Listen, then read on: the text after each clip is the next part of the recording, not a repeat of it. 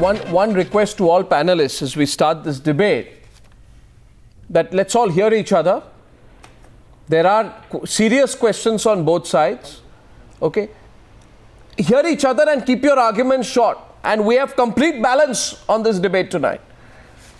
So on one side we have Medha Patkar, one of India's best known social activists. Bittu Sehgal is editor-in-chief of Sanctuary Asia. He's an environmentalist. He leans towards for the NGOs tonight. Bharati Sinha is communication director of Greenpeace. So we have Greenpeace on the program tonight. Satyanath Sarangi, social activist from Bhopal. And we also have Salman Soz. I don't know where Salman Soz stands. I presume he doesn't stand with the NGOs. On the other hand, anti-NGOs on the News Hour debate tonight. First, we have Professor Maharaj Pandit, and he's the head of the Department of Environmental Studies at Delhi University. We have Sambit Patra of the BJP.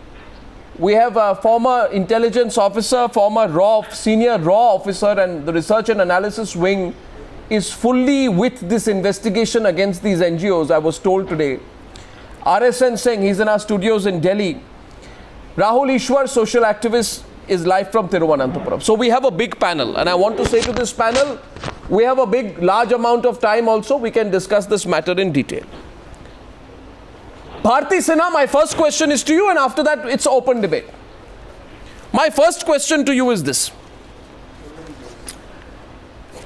Now you say, no, we are not against India's economic interests. Now the information technology sector, Ms. Sinha, you will agree, is very critical to our country's economy and for the employment of people. And I know, you would be obviously aware that many foreign countries would be very happy if India's IT sector collapses. It's common knowledge. Right? If India's IT sector collapses, many countries, Western countries, other countries stand to gain. According to this Intelligence Bureau report, page number 18, point number 62, it says, interestingly, it says you have a three-pronged strategy to target India. And one of those is the fact that you want to target Indian IT firms. That you have focused your attention, Greenpeace Bangalore, towards only Indian IT firms, while no voice has been raised regarding the MNC IT firms, such as Dell, such as Cisco, which also generate large amounts of e-waste at Bangalore and other cities in India. Why so? Why are you soft on the foreign IT firms and tough on the Indian IT firms? Are you biased? Well, I think right now, as your channel right now reported, that this was initiated a month back. We don't have any campaign running at the moment on e-waste. No, it's a future campaign of yours. I'm a bit surprised. It's a future campaign. We have no such plans. At the moment, we have no such campaign planned or running. I'm really surprised that they would be focusing on this. First of all, what made them go into this kind of a report or do a because they say you are hurting India's economic interests and any country would defend its interests. I mean, second point to you, Ms. Bharati Sinha, page number 9, point number 28. Have you seen this report? Page number 9. See, any country. No, we have not. Okay, so page number 9, point number 28.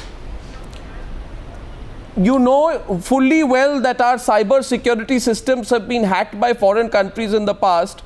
Why would you bring cyber security experts from abroad into your headquarters in Bangalore and potentially jeopardize our safety? Is it true that you did this? Did you do this?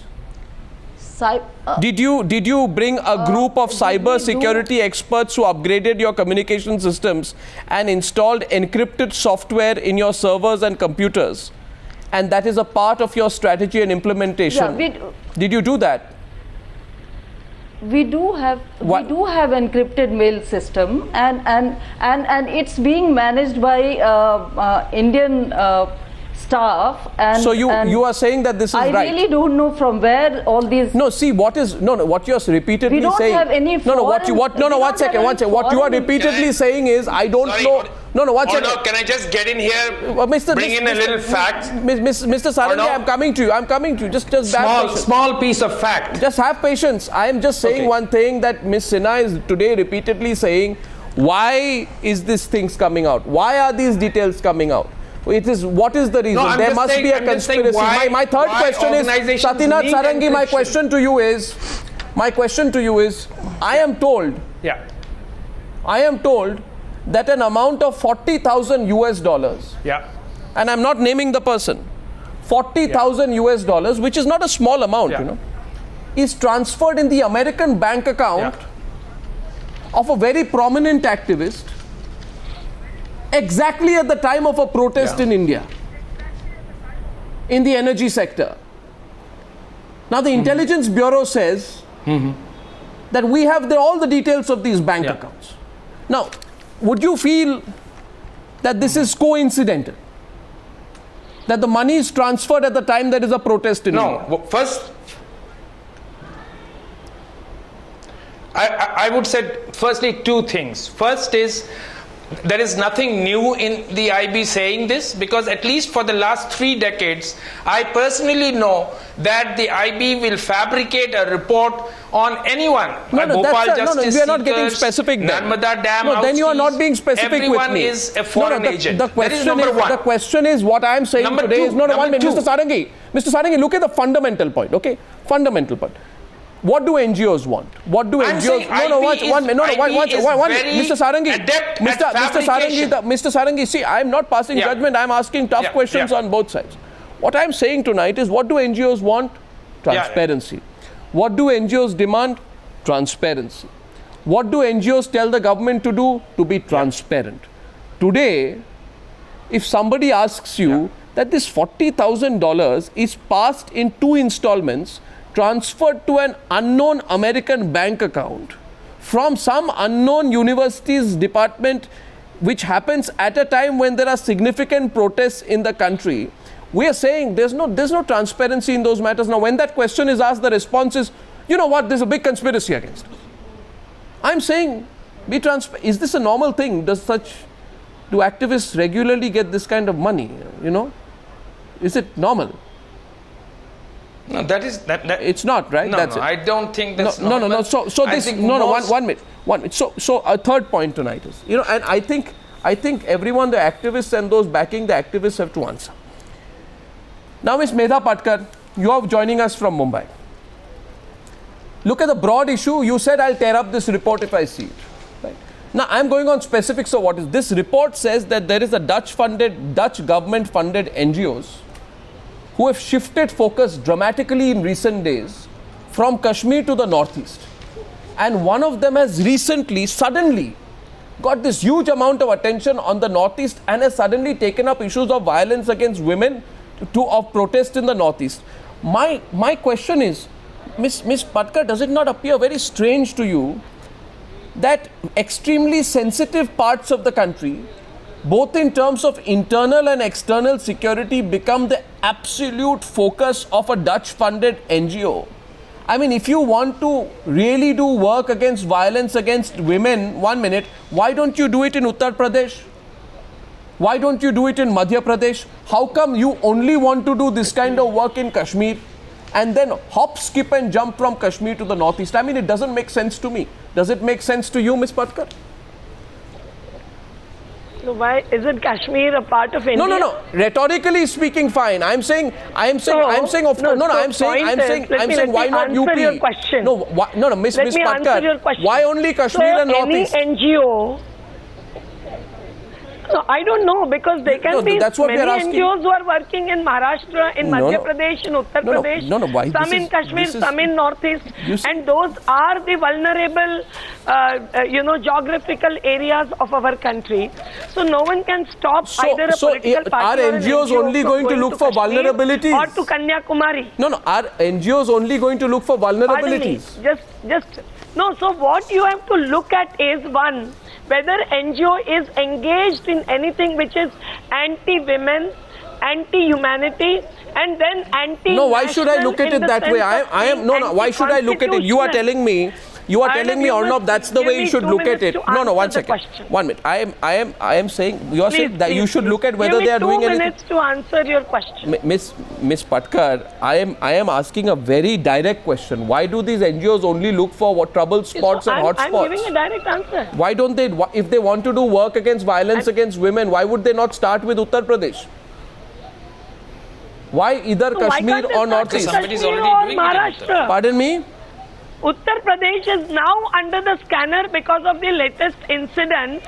But Okay. let me tell you, Let's open up the it is debate. happening. It happened in Opening Narmada up the Valley in debate with Rahul Gujarat Ishwar areas.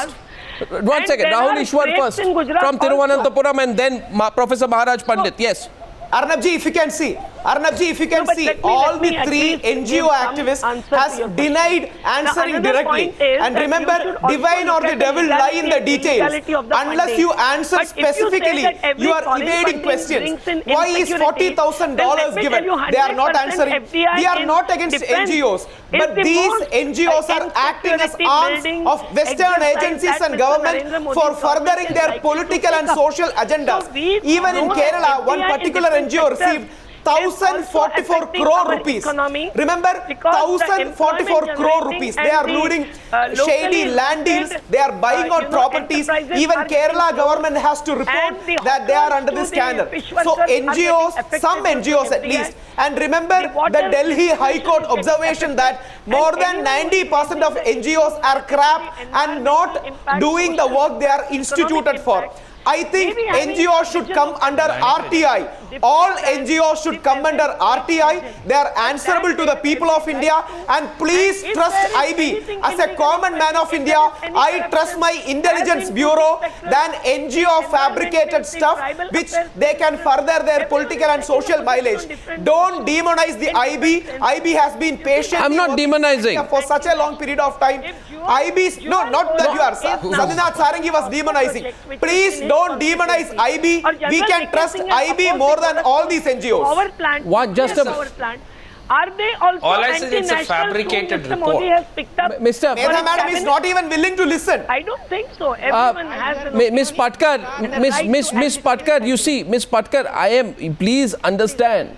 What am I saying today? Am I making a single allegation? No. I am only raising specifics, and specifics are very interesting. Consider the ambit now. Greenpeace says we want to save the country. We want to save India's environment. Fantastic. Fantastic. It's laudable that you want to save India's environment, but you want to start. It's ironic that you want to start saving India's environment by saying that palm oil imports from Indonesia should be stopped. That's part of your game plan. You know, you want to save India's environment or Indonesia's And- environment. I don't Not know. Part of Greenpeace. No, I am asking Greenpeace. Greenpeace is not above questioning. And Professor Maharaj Pandit, Professor Maharaj Pandit, what exactly is going on? And do you believe does- that we're really on the nub of an issue as far as Greenpeace is concerned?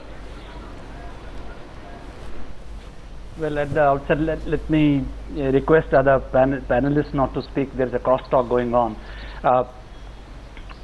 Also, let me preface what you said about introduction. I have, it's not such black and white that I'm against NGOs. I have great regard for Medha ji. Her body of work is there for everybody to see. Bitu has been a long-term colleague and I know him personally, so I have great regard for both of them. So to say that I am against NGOs would not be right. But let me begin on a lighter vein. Arnab, today, this evening I heard something very interesting. And an Indian economist said, rather hilariously, that Greenpeace is a prime candidate for this year's economics Nobel Prize. Because of this immense contribution that they can alone bring down India's GDP by 2 to 3%. Wow, that's phenomenal. But well, on a more serious note, if IB has credible evidence that some NGOs are involved in some wrongdoing, then the law must take its course. They must be booked according to the law. And it is a criminal activity and they should be handled accordingly. I don't see where is the environment in it. What has environment got to do with it? They have, if they have, violated FEMA laws, FERA laws, whatever FCRA laws, whatever laws there are, if they have violated them, they should be treated like criminals. Okay, so that's that. The third point which I want to say is that we should not, sort of trivialize this, like the proverbial adage goes that, throw the baby with the bath water. It's not good to say that every NGO is bad and they are doing this. No, I don't think. No, Professor. Nobody is making that sweeping statement. You say what is the link to environment? I'll tell you the link. Yeah, true. Just very briefly, I'll tell you the link. I want to know. Yeah. I just want to know today why Dutch government-funded NGOs have shifted their focus from human rights in Kashmir to now talking about violence against women in Northeast, and also simultaneously have interestingly sneaked in another issue. You know what that other issue is? Prevention of extractive industries in the Northeast. They want to take down oil drilling in 3 districts of Manipur. They want to go against big dams in Arunachal Pradesh, mining projects for uranium and limestone in Meghalaya. And then they will also try and internationalize the matter at the United Nations simultaneously. So you know what they have done very interestingly, and this is very transparent, is that environment, 1 second Satyanath Sarangi, everything is going to be looked in detail. No, you see, it is, now you can say it's one gigantic coincidence that we talk of these issues together and we only talk about it in certain disturbed parts of India. But we want to know where your interest stems from. And let us not, we're going to ask you where your interest stems from. Let us not start by saying on There the is a assumption covert agenda. that what the IB says is the truth. No, I'm Let us not. not start by that. No, because we know IB is capable of fabrication. Can I we know finish the my point? entire way that Please Rajendra don't Kumar demonize fabricated the Ishrat Jahan murder case. There was a lot of fabrication there, and IB was doing it. Mr. Sarangi, that's the trouble. Director That is the trouble. and later became director. That's the trouble. Mr. Maharaj comes We are back not to the talking debate. about that. But yes, Mr. Maharaj, Pandit. Yeah, Mr. Maharaj Pandit said that's the trouble. What That I'm is the saying trouble is- with these what I'm so-called. trying to say here That is the is- trouble with these so-called environmentalists. I know, but You what see, I'm- please, can I just we must complete? Can I just understand. complete what I was We trying must to say? understand. Let us understand. No, you did not let me complete what I was saying. This is Please a let me complete what I was saying. fabrication. There's nothing You see, new in the it. problem is most of these NGOs do please not complete do their it. homework properly. They are not research based. They do not carry out any analysis, and they start campaigns helter-skelter. Now look at this one sector for which I have been working for last 3 decades. Yeah. Power sector. Look what is happening. Look what is happening. And people are on the streets in Delhi. There is no power. Yeah. So what do you do? Kudankulam power Look at the situation in the country. for 1,000 megawatt. Can you? That's the price of Kudankulam power. Can I nuclear speak, power. please? Please extend this courtesy. Let me Yeah, finish, but is it please. affordable? Is nuclear Okay, power affordable? so- is it good for the country? No, sir. Let me make my point. After that, you Sir, can. I'm you sure can it make would be good for the country even if 30% somebody of- didn't get $40,000 in an American bank account. Yes, please. That's true. And I was told today, exactly. this is the tip of the iceberg in terms of information on the financial dealings of several of the important players. I mean, some of what I heard was actually shocking. Western- And I'd like to ask today. It was said that there is obviously the hand of some Indian foreign intelligence networks in this. And I said, why is that possible? And RSN Singh, are you there in Delhi? If he's joining us from Delhi, I have a question for him. Mr. Singh, I was told today that, on one of the maps of India on which, there's all this detail of India's nuclear power stations and uranium facilities, etc. was there. Handwritten maps, handwritten, not printed, handwritten maps with exact locations, etc. was written down. And it was sent from a German source. To an Indian activist, These and I days said, of "What is?" Google Maps, One second. I said, "Why? What's the big deal if there is a handwritten map?" I was told, Mr. RSN Singh, that handwritten maps are put out because they are not caught in various intelligence networks, so that map with the facilities, India's nuclear and uranium facilities, would not get detected by any intelligence software firewall. And they felt, therefore, the intelligence sources felt that there was a possible intelligence fingerprint, that whoever was doing this has either got experience of avoiding firewalls and security networks of other countries. Mr. Singh.